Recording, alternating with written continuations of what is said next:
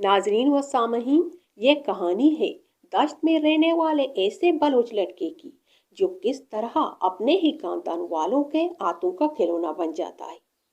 होता कुछ यूं है कि बालाज हस्बे मामूल रोजाना की तरह सुबह सवेरे अपने साथ खाने पीने का कुछ सामान साथ लिए घर से अपने केतु की तरफ निकल जाता है और शाम ढले वापस घर लौट आता है। ये उसका रोज का मामूल होता है। बाला चूंकि एक मिन्नती लड़का होता है, इसलिए कभी अपने बड़ों से शिकायत नहीं करता और ना ही अपने काम से कभी बेजारी दिखाता है। वो कभी अपने बड़ों का कहना नहीं डालता। वो जो कहते बालच उसी तरह करता।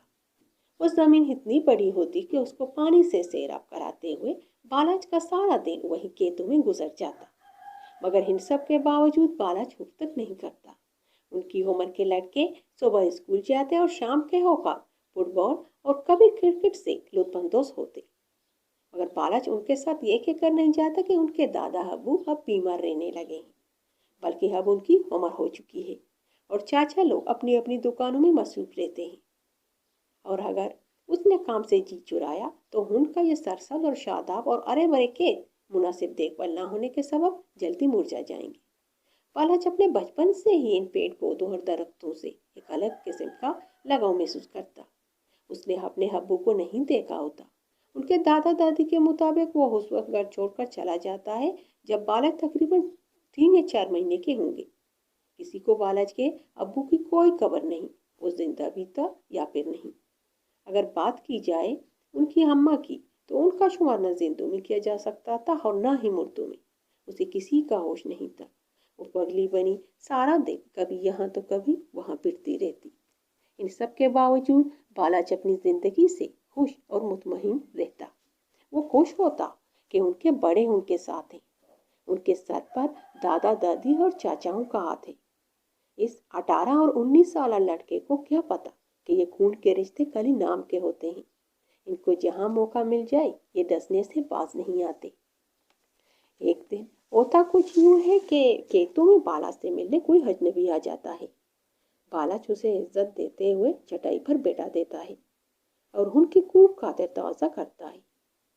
उसके पास पहले से मौजूद देग में दही जमी होती है। वो दही से भरा ताश और ताज़ा खजूरों से भरी प्लेट उनके सामने रख देता है। जब काफी वक्त गुजर जाता है, वो अजनबी शख्स अभी तक खामोश बैठा सिर्फ इधर उधर की बातें कर रहा होता है, तो बालाच खुद ही उनसे पूछता है कि क्या आपको मुझसे कोई काम है। जब बालाज का ये कहना होता है कि वो अजनबी शख्स कहने लगता है, कहने को तो मैं बहुत ही जरूरी बात करने आया हूँ, मगर बेटा समझ में नहीं आ रहा कि कहाँ से शुरू करूँ। मैं सोच रहा हूँ कि मेरी कही हुई बातों से आपका रहते अमल क्या होगा। बेटा देखें, जैसे मैं आपके लिए अजनबी हूँ वैसे ही आप भी मेरे लिए अजनबी ही हो, मगर हकीकत जाना आपका हक है। बेटा आप एक बाहिम्मत लड़के हैं और मेरा भी मकसद तुझे परेशान करने का हरगिज नहीं है, मगर मैं अब थक चुका हूँ। अब मजीद इस बोझ को लेकर नहीं जी सकता। जिस दौरान वो शख्स बालाज को सारी रुदात सुना रहा होता है, बालाज उन पर गुस्सा नहीं होता और ना ही उस आदमी पर बरहम होता है। क्योंकि बालाज फितरतन सुलझा हुआ लड़का होता है, इसलिए बस खामोशी से उनकी सारी बातें सुनता है। जब वो शख्स बालाज को सारी सूरत हाल से आगाह करने के बाद वहां से रुखसत होता है, तो बालाज को अपना हाथ आज बेमानी सा लगने लगता है। इससे पहले कि वो मायूसी के अंधेरों में भटक जाए, अपने आप को संभालते हुए उठ खड़ा होता है। उसका दिल और दिमाग इस बात को तस्लीम ही नहीं कर पा रहे होते कि खून के रिश्ते ऐसे कैसे हो सकते हैं। वो अंदर से भले ही टूट रहा हो, मगर अपने आप को बिखरने नहीं देता। वो घर जाने के लिए जैसे ही पाँव जमीन पर रखता है, उसके पाँव के नीचे की जमीन आज मुकनतीस बना बैठा था। वो बाजार तो बिल्कुल ठीक था, मगर अंदर ही अंदर वो जल रहा था। मालूम नहीं क्यों आज उसका दिल घर की चौखट पलंगने को तैयार नहीं था। पहले वो शाम ढलने से पहले ही घर लौट आता था। उस अजनबी शख्स ने बाला से ऐसे क्या कहा होगा कि उसका अपनों पर से एतबार उठ गया था। कि इस वाक़ये को तकरीबन 1 डेढ़ हफ्ता गुजर जाने के बाद बालाच एक दिन खेतों से जल्दी आ जाता है। वो शाम की चाय का वक़्त होता है। گھر کے برآمدے میں سارے گھر والے اکٹھے بیٹھے چائے اور بسکٹ نوش فرما رہے ہوتے ہیں، ساتھ ہی ساتھ گپے بھی مار رہے ہوتے ہیں کہ بالاج بھی ان کے ساتھ جا کر بیٹھ جاتا ہے اور باتوں باتوں میں ان سب سے کہنے لگتا ہے کہ میں اپنی اماں جان کو کراچی علاج کے لیے لے جانا چاہتا ہوں۔ جب بالاج کی زبان سے یہ سننا ہوتا ہے کہ اس کا بڑا چاچا برامی کا اظہار کرتے ہوئے کہتا ہے کہ کیا تمہیں لگتا ہے کہ ہم نے تمہاری اماں کا علاج نہیں کروایا ہوگا؟ اپنی دادی سے پوچھیں، پورے مکران کے اندر کوئی ایسا ہسپتال یا پھر زیارت یا کوئی فقیر یا طبیب جس کے پاس تمہاری اماں کو ہم لے کر نہیں گئے ہوں؟ روحانی علاج الگ سے کروائے۔ ان سب کا یہی کہنا تھا کہ یہ اب کبھی ٹھیک نہیں ہو سکتی، ان کی یادداشت چلی گئی ہے۔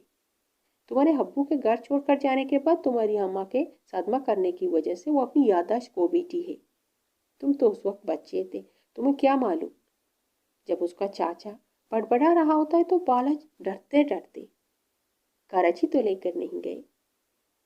بالاج کا یہ کہنا ہوتا ہے کہ اوپر سے دادی اماں کہنے لگتی ہے، کراچی کیا تمہاری اماں کا میکا ہے جب منہ اٹھا کر چل دیا؟ کراچی جانے کے لیے ڈھیر سارا پیسہ چاہیے، تمہاری جیب میں تو پھوٹی کوڑی بھی نہیں ہے۔ جب دادی کی منہ سے بالاجی یہ سب سنتا ہے تو اپنی جگہ سے اٹھ کر دادی اماں کے سامنے جا کر بیٹھ جاتا ہے اور روحانی سی حالت میں ان کے ہاتھوں کو اپنے ہاتھوں میں لیتے ہوئے کہتا ہے، دادی اماں مجھے کچھ زیور دے دے، انہیں بیچ کر اپنی اماں کا علاج کرواؤں گا۔ جب بالاج سونا بیچنے کی بات کرتا ہے تو اس کی دادی یکدم غصہ دکھاتے ہوئے بالاج کا ہاتھ اپنے ہاتھوں سے جھٹکتے ہوئے کہتی ہے، میرے پاس پالتو سونا نہیں ہے کہ انہیں کوڑے دان میں ڈال دوں۔ خبردار جو آج کے پاس سونا بیچنے کی بات کی، ورنہ مجھ سے برا کوئی نہیں ہوگا، چل بھاگ یہاں سے۔ بڑا آیا پگلی اماں کا علاج کروانے والا، چل دفع ہو جا بیوقوف کہیں کا۔ اس دن دادی اماں جتنا برا بلا کہہ سکتی ہے بنا جھجک کہہ ڈالتی ہے۔ بالاج وہاں سے اٹھنے کے بعد سیدھا اپنی پگلی اماں کے پاس چلا آتا ہے اور اپنی پگلی اماں کے گلے لگ کر خوب روتا ہے اور روتے روتے کہتا ہے، کیا یہ سب میرے اپنے ہیں؟ کیا اپنے ایسے ہوتے ہیں؟ ان کا مطلب تو یہ ہے کہ جو کچھ وہ اجنبی شخص کہہ کر گیا تھا وہ سب سچ تھا۔ میں تو آج تک یہ سمجھتا رہا کہ یہ سب مجھ پر جان چھڑکتے ہیں، کیا یہ صرف مجھے نوکر کی طرح استعمال کرتے؟ اور میں نادان ان کی خوش آمد کو شفقت سمجھ بیٹھا۔ مانو اس دن بالاج اپنے بڑوں کا رویہ اپنے ساتھ ایسا دیکھتا ہے تو حیران رہ جاتا ہے۔ وہ اپنے آنسوؤں کو خود ہی صاف کرتے ہوئے اپنے آپ سے یہ عہد کرتا ہے کہ میں اپنی اماں کا علاج ضرور کرواؤں گا، چاہے اس کے لیے مجھے چوری ہی کیوں نہ کرنا پڑے۔ میں اپنی اماں کو ان ظالموں کے رحم و کرم پر ہرگز نہیں چھوڑوں گا۔ اس دن کے بعد بالاج موقع کی تلاش میں ہوتا ہے۔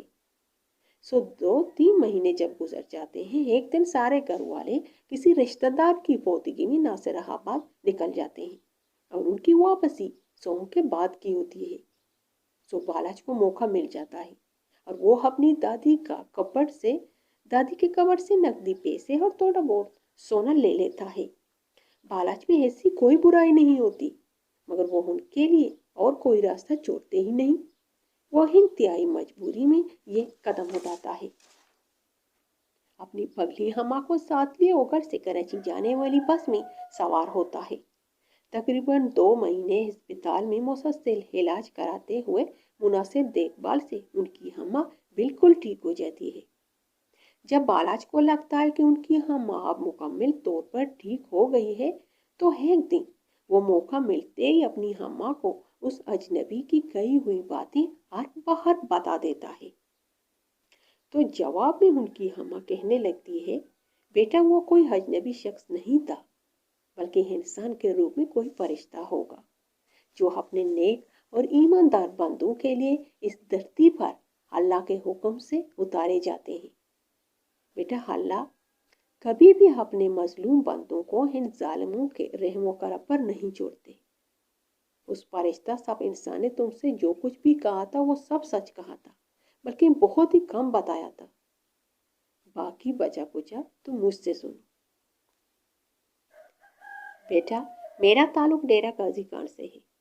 میں ایک سرائیکی بلوچ ہوں۔ میری ملاقات تمہارے والد سے لاہور میں ہوئی تھی۔ میں لاہور میں میڈیکل پڑھ رہی تھی اور تمہارے والد صاحب کسی کام کے سلسلے میں لاہور آئے تھے۔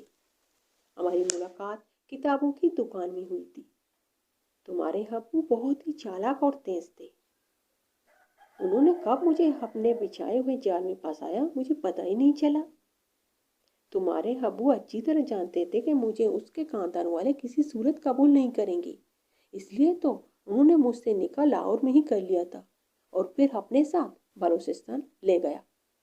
جس دن ہم شادی کے بعد تمہارے ابو کے آبائی علاقے یعنی دشت میں گئے، اس دن میں بہت خوش تھی کہ مانو میری مراد برہائی ہو، کیونکہ میرا ڈاکٹری پڑھنے کے پیچھے بھی وجہ صرف انسانیت کی خدمت ہی کرنا تھا۔ میں یہ اچھی طرح جانتی تھی کہ ڈاکٹری ایک ایسا پیشہ ہے جس سے منسلک رہ کر ہی میں انسانیت کی خدمت صحیح طریقے سے کر پاؤں گی۔ مجھے کیا معلوم تھا کہ وہاں انسان نہیں بلکہ حیوان بستے ہیں۔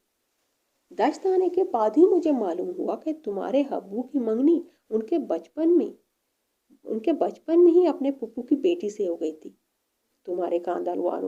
تمہارے خاندان والوں میں سے کسی نے مجھے قبول نہیں کیا۔ وہاں پر مجھ سے کوئی نام لے کر مخاطب نہیں ہوتا، بلکہ جب بھی پکارتے ناگن یا پھر نکچڑی کہہ کر پکارتے۔ ان سب کو وہم ہو گیا تھا کہ میں ایک پڑھی لکھی لڑکی ہوں، اہلِ بہانے سے ان کی ساری زمینیں اپنے نام کرا دوں گی۔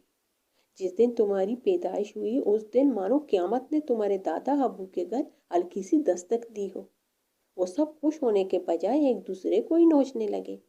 کوئی کہہ رہا تھا کہ تمہاری وجہ سے میر غیر کو بیاہ کر لے کر آگے آئے، تو کوئی کسی اور کو مورد الزام ٹھہرا رہا تھا۔ ان سب کو یہ ڈر ستائے جا رہا تھا کہ اب ہماری پھوپھیوں کی زمینیں ہم سے چھین لی جائیں گی۔ میں وہاں پر رہ کر یہ سمجھ گئی تھی کہ وہاں انسانوں کے جانوں کی کوئی اہمیت نہیں تھی، صرف مال ہی سب کچھ تھا۔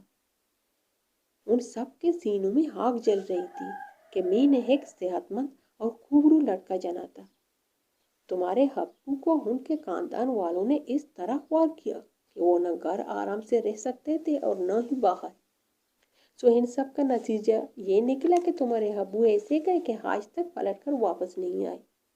میں تو یہ یقین سے نہیں کہہ سکتی کہ تمہارے ابو کے ساتھ کیا ہوا ہوگا، مگر ہاں اتنا میں یقین کے ساتھ ضرور کہہ سکتی ہوں کہ اگر تمہارے ابو گھر چھوڑ کر جاتے تو ہم دونوں کو ضرور اپنے ساتھ لے جاتے۔ ہمیں ان ظالموں کے ہاتھے نہ چڑھنے دیتے جو صرف مال اور پیسے کی زبان ہی سمجھتے ہیں۔ تمہارے ابو کے جانے کے بعد میرے ساتھ اس گھر میں کیا سلوک کیا گیا انہیں میں لفظوں میں بیان نہیں کر سکتی۔ میں ان سب سے بار بار التجا کرتی کہ میں اپنے بیٹے کو لے کر جہاں سے آئی تھی وہیں واپس لوٹ جاؤں گی، مگر ان ظالموں نے میری ایک نہ سنی۔ بالاج کی اماں سسکیاں لیتے ہوئے، بس بیٹا، ایک وہ دن اور ایک دن آج کا دن۔ بالاج کی اماں اپنے آنسو پوچھتے ہوئے کہتی ہے کہ اب ہم کبھی تمہارے ابا کے آبائی علاقے نہیں جائیں گے، نہ ہی خود اور نہ ہی تجھے وہاں جانے کی اجازت دوں گی۔ اماں بیٹا یہی رہ کر اپنی باقی کی زندگی گزار لیں گے۔ ہمیں ان سے کچھ نہیں چاہیے، نہ زمین، نہ مال اور نہ ہی جائیداد میں حصہ۔ تو گائز یہ تھی بالاج اور ان کے اماں کی داستان، جو کس طرح اپنوں کے ظلم کا نشانہ بنتے ہیں۔ بس جاتے جاتے اتنا کہوں گی، اللہ پاک ہم سب کے دلوں میں انسانوں کے لیے محبت اور ہمدردی کا بیج بوئے۔ شکریہ مجھے سننے کے لیے۔ فی امان اللہ۔